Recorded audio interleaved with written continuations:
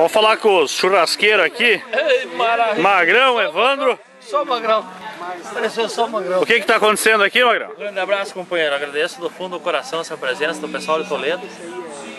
Junto com o meu amigo Evandro, que é o assador, o cara que preparou a carne. Esse é o cara que manja da coisa. É esse cara aqui, ó. E se ele fala antes da gente, eu quero ver depois da gente se realmente tá de fundamento. Senão eu tomo Pegou no cara. vilha-laço. Em 15 minutos nós estamos abrindo o dedão. Olha só, rapaz. Olha, de curioso aqui tá cheio, ó. Adivinha o que um colorado fez, né, pra servir o gremista? Isso é de fundamento? Mas viva o Inter! Mas no Paraná não tem time. Porque o Grêmio não tem time esse ano. Não, perderam em casa. Perderam em casa. Perderam em casa. Temos que descer parceiro, companheiro. Não, essa graça aqui tá... Vamos ver, Magrão. Marquei, companheiro. Marcou? Derruba nas costas. E voltou mesmo, jeito.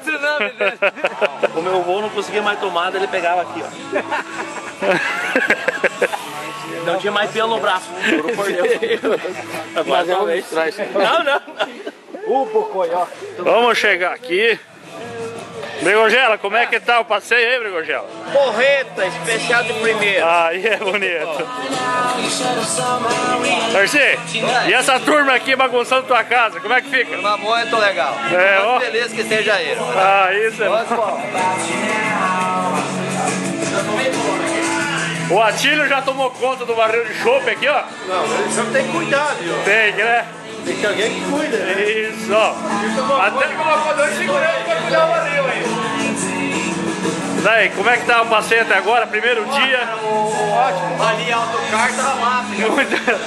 Muita chuva, muito rali, terra de chão. Os caras confiam no tal do GPS, cara. Problema. É, Fernando? Rali de Sertões.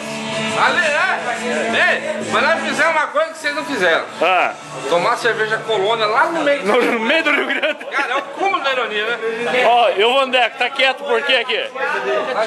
É, sossegado, tudo certinho por enquanto? É? Aí ele. Quem veio atrás de nós? Por que não falou que estava errado, né? Hã?